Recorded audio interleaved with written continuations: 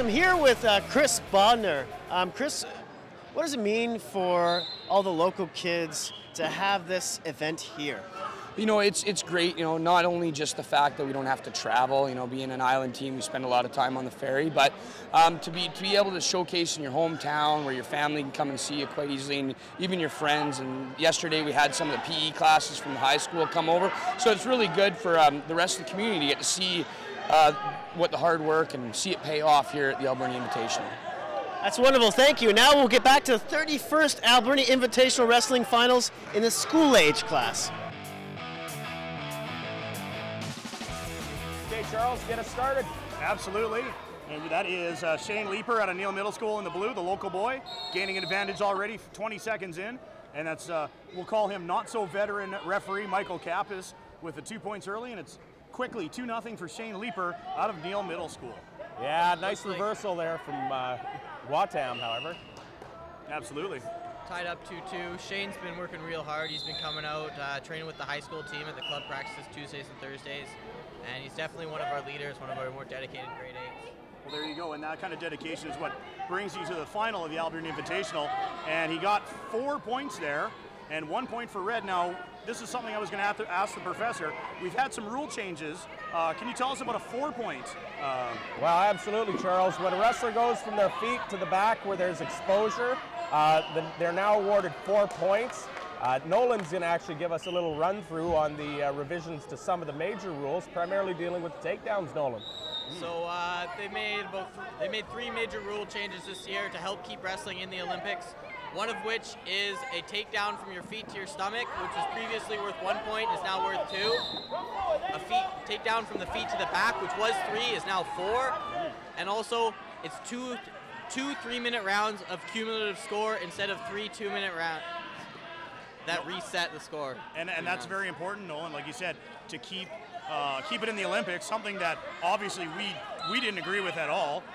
Wrestling's one of the original Olympic events, and we're glad to see it back in, but the rule changes were made, and so I'm glad to see the wrestlers and the coaching staff adapt to it. About 10 seconds left. The red wrestler, Dhaliwal, has a 7-6 advantage, but Shane Leeper out of Neil Middle School have 11 seconds left to try to get a point to end the first round.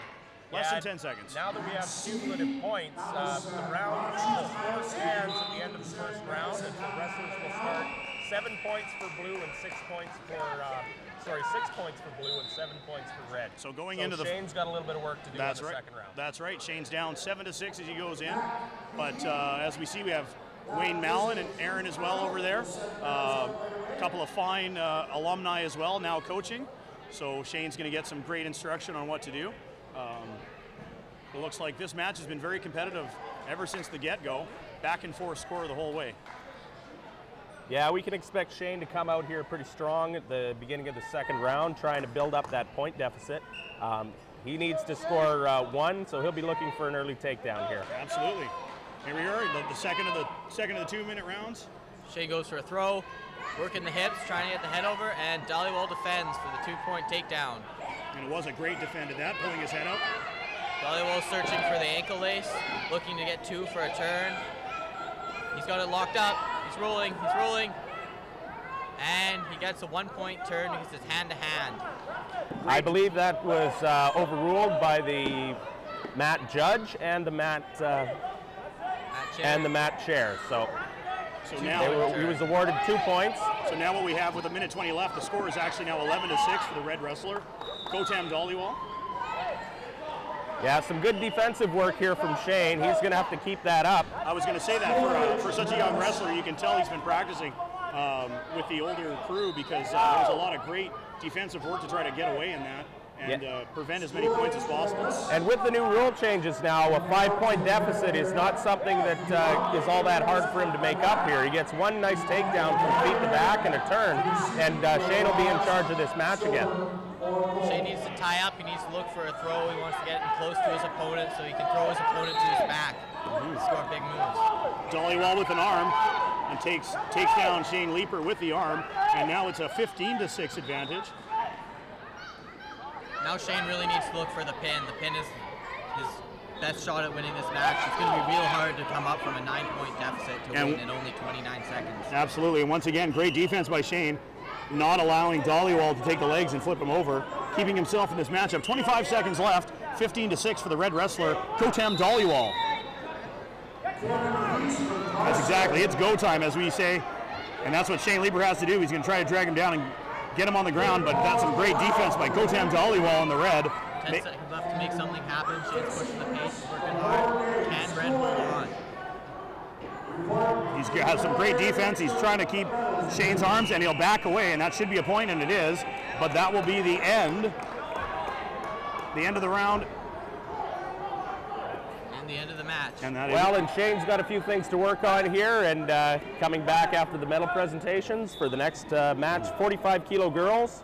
Yep, but just a great effort by both wrestlers. Gautam Dhaliwal, the gold medal winner in this 47-kilo boys, and Shane Leeper out of Neil Middle School, grade 8er, winning the silver medal at the Alberni Invitational Wrestling Tournament. Next up, ladies and gentlemen, on mat A, it is 45-kilo girls round robin true final. Cire Campbell out of E.J. Dunn is the red wrestler, and Lily Timothy from Neil Middle School is the blue wrestler, and the blue wrestler is signified with the blue anklet strap. And on top from Neil Middle School, it is Lily Timothy at this point. Yeah, we got an all Alberni match here, Charles. Some of our developmental schools, Neil and Dunn.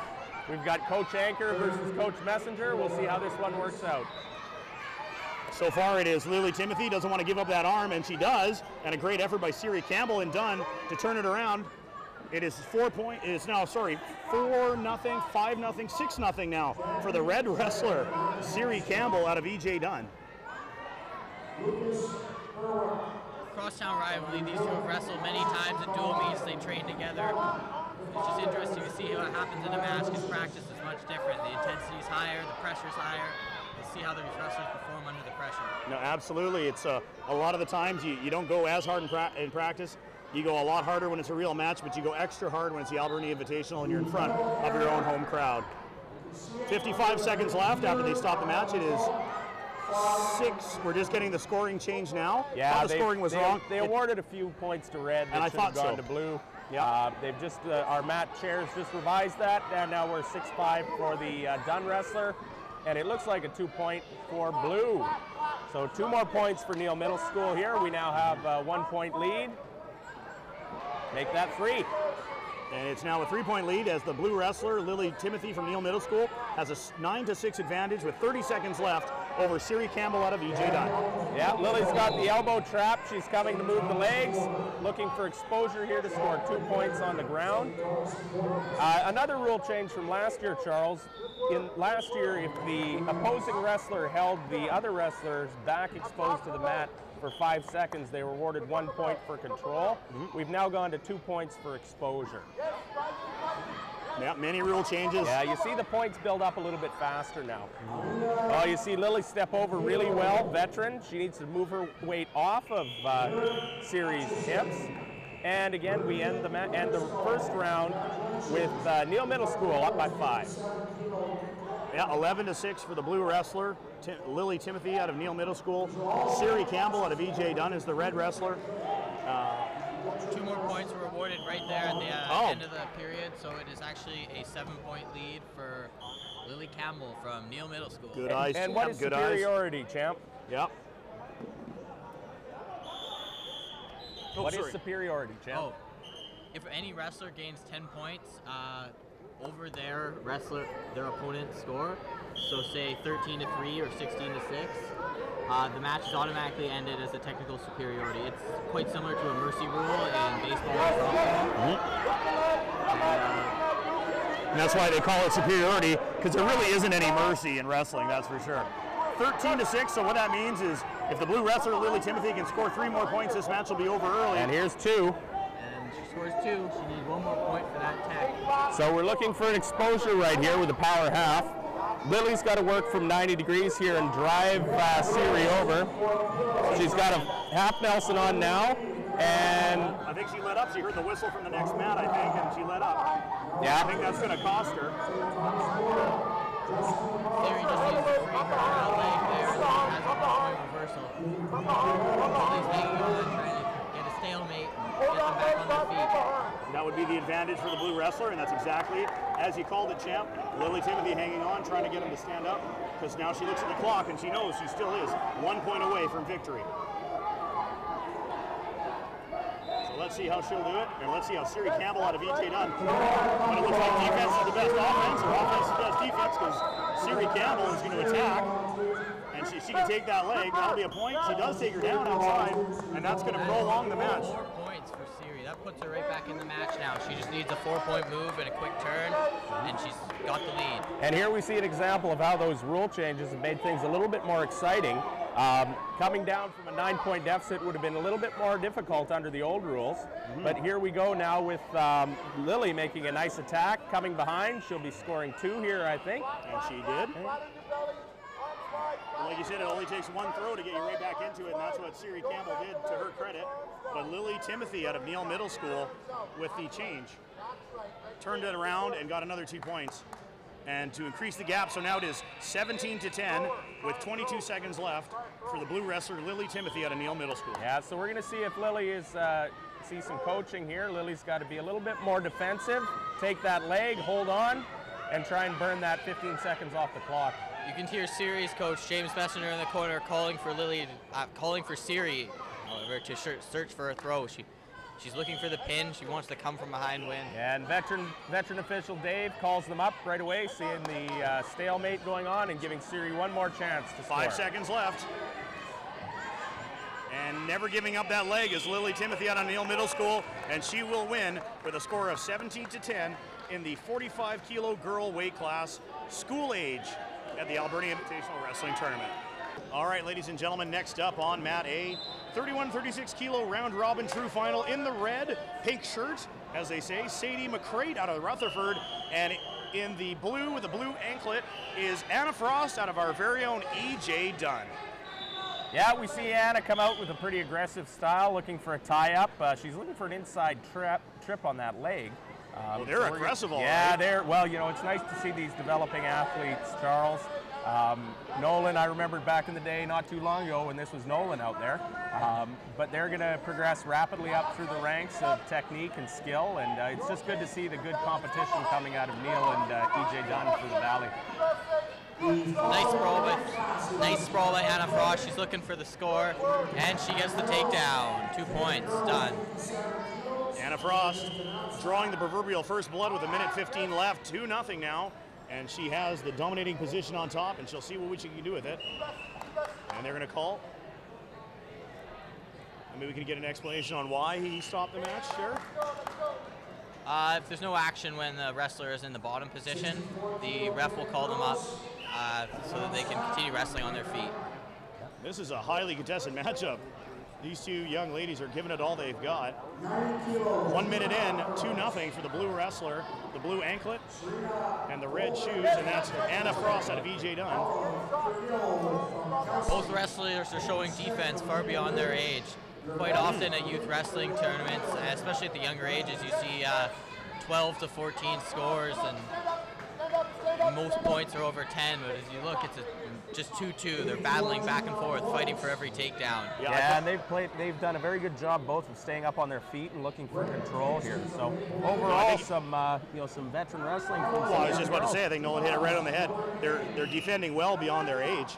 So just showing what kind of programs they come from, I suppose. Especially, I know, of course, EJ Dunn program with the high school as well and all that. So you know she's going to be trained well, but really got to give it to Sadie McCreight from Rutherford, because we are now at the end of the first round, and that's it. It is a 2-2 score going in to the second round.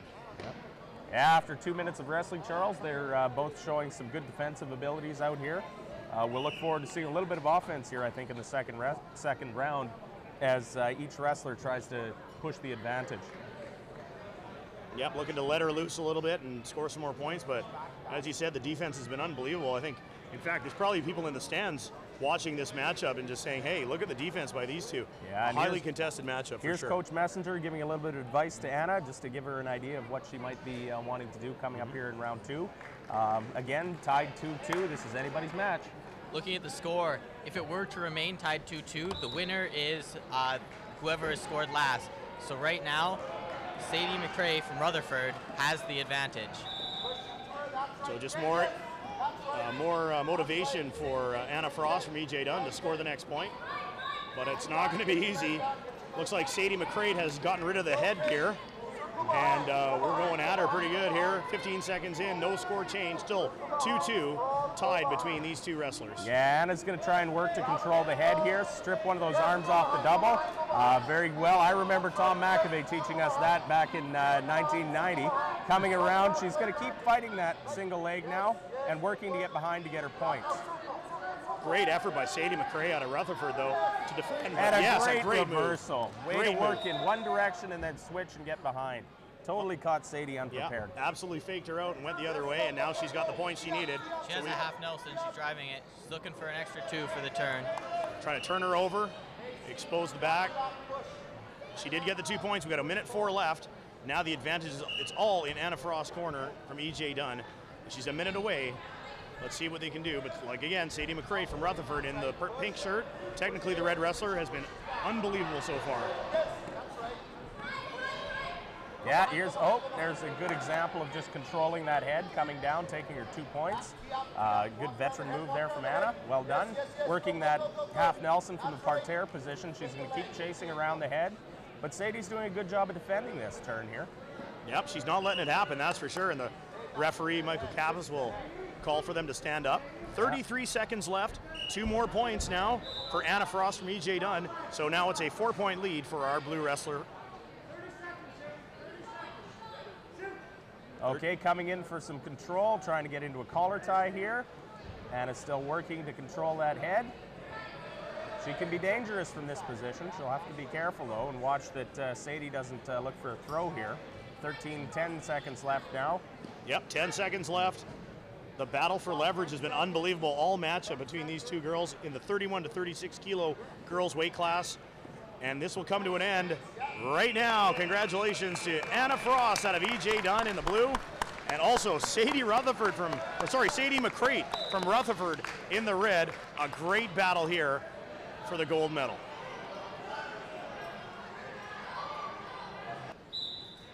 All right, ladies and gentlemen, next up on mat A, it is the 62-69 kilo girls weight class round robin. In the red, it's Keyra McNeil from E.J. Dunn, and from Phoenix and Campbell River, Kaitlyn Jinda in the blue. All right, ladies and gentlemen, up on mat A, it is the 69 girls class round in it's McNeil, E.J. Dunn, and from Campbell River, Kaitlyn Jinda in the blue. All right, ladies and gentlemen, up on mat A is the 69 girls class round in it's McNeil, E.J. Dunn, and from Campbell River, Kaitlyn Jinda in the blue. All right, ladies and gentlemen, up on mat A is the 69. All right, next up on mat A, ladies and gentlemen, in the red, it's Ankish Chawla from Abbey Traditional. Sorry, he's technically the red wrestler, but he's actually in the blue shorts. And the technical blue wrestler wearing red is Seth Price out of Neil Middle School. So they got that switched up, but we know who's who. That's the main thing. That's right. Seth in the red here is Mark and Sharon Price's boy. And again, coming out showing some of the dominance that Mark used to show back in the day, and I don't want to date the poor boy. Just like that, and he got a few years ago. And he looks like he got a whole of Neil Middle School up against the glass, hammering for their guy, Seth Price. Ladies and gentlemen, 24 seconds, 2 points on the board, but a pin right away. Congratulations to Seth Price out of Neil Middle School. The next generation is here.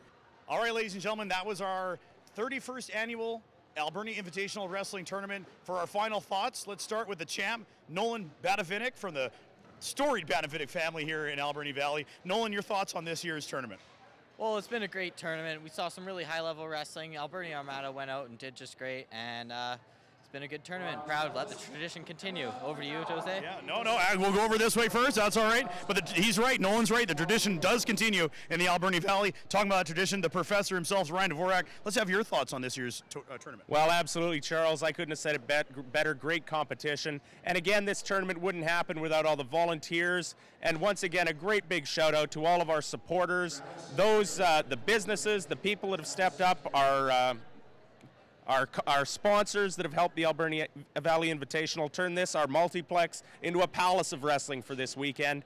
And again, a special thank you to all the people that have come here to help support us, and all of you for watching and enjoying what we've had here today. Thank you again. No, thank you, Ryan. Really appreciate that. Jose Arujo, Shaw TV. Let's have your thoughts, sir, for being part of this today. Well, there's not much more to be said there, Charles, with the exception of maybe that second last match really reminded me of a breakdance competition. It brought me back to the 80s. I love it. It was a great time. It was all around, and it was fun to see everybody here, so just happy to be a part of it, really. Good stuff. Thank you, Jose. I really appreciate that. So once again, I know we kind of touched on it during our last comments. The format will change a little bit next year. We might even be in the brand new ADSS, so stay tuned for that information. But on behalf of everybody at the Alberni Invitational Wrestling Tournament, you've been watching on Shaw TV the 31st Annual Alberni Invitational Wrestling Tournament. Thank you, Alberni Valley.